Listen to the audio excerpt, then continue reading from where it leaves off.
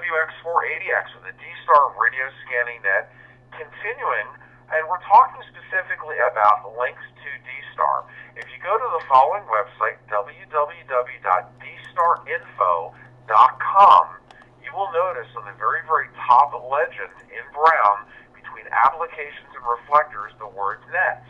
And if you go all the way down to the very, very bottom, you will see third from the bottom, DSRS is the name of the net, D-Star radio scanning net, Sundays at 2100 Eastern Daylight Time, or 0100 and then reflector 12C.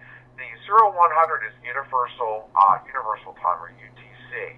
There's a blue hyperlink there that will take you, voila, you go to radioscanning.blogspot.com, and that is my blog to promote the net. So, that's just a way in advertising, certainly, to make us,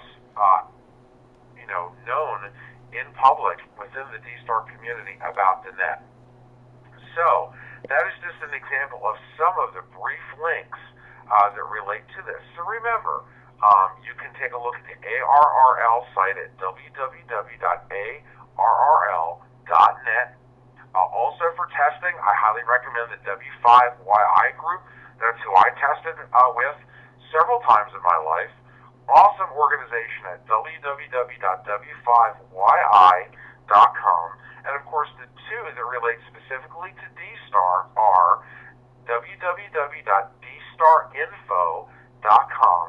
And of course, the second one as well that relates to amateur radio is dstarusers.org. And between those, you'll have a chance to learn about a lot of different resources. Let it reset.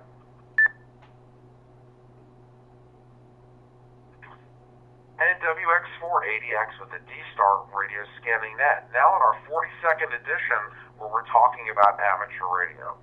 So now we continue to talk about D-Star. You say, hey, Joe, what's all this with D-Star? I'm hearing about it. What's the buzz with D-Star?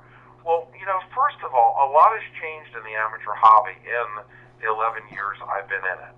A lot of the people that have been hams over the years who were elderly have passed away, and each day amateur radio becomes a younger generation hobby that becomes very, very high-tech.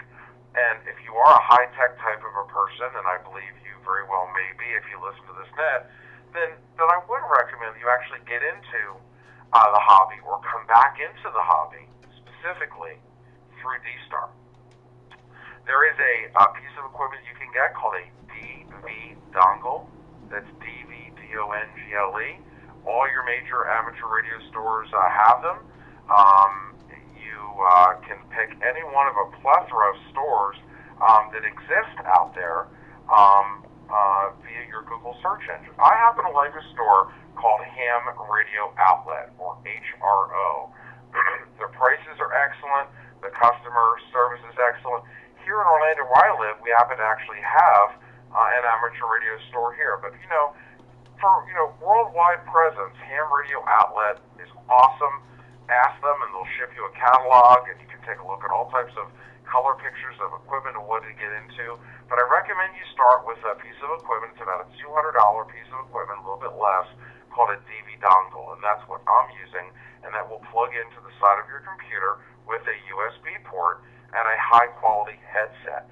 Now, tonight I'm using the Logitech ClearChat Pro USB headset. And the combination of the two is under $250 and enables me to talk all around the world on D-Star digital radio. One of the things I love about D-Star is that there's a lot of interactivity with it, and the fact that even though primarily ICOM radios support D-Star, this is a national standard that pretty much is growing all around the world, where over time, as an open-based standard, you will see other manufacturers use D-Star as well, as its original development came from Japan. Now, the great thing is when you interlink with the other radios, such as ICOM radios, you can use portable radios that can connect into repeaters, such as several of our check-ins have done tonight. And as a result, during emergency preparedness and emergency evacuations, we're seeing more and more D-Star equipment be used, and it is becoming a commonplace during times of need. Let it reset. WX480X and the D-Star radio scanning net now in our 42nd week.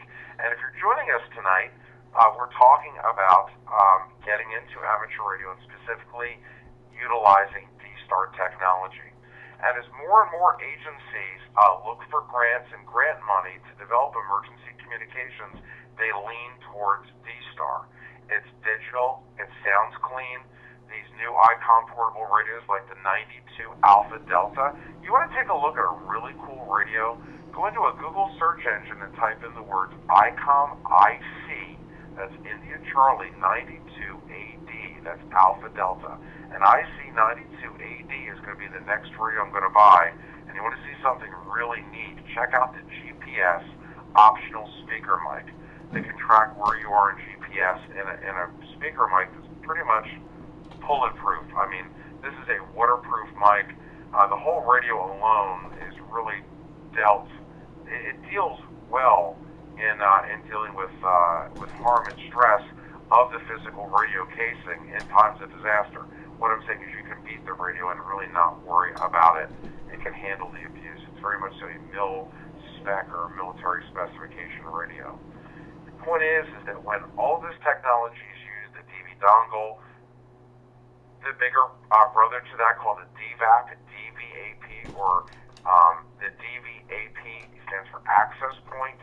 You actually talk into a DVAP with an ICOM radio.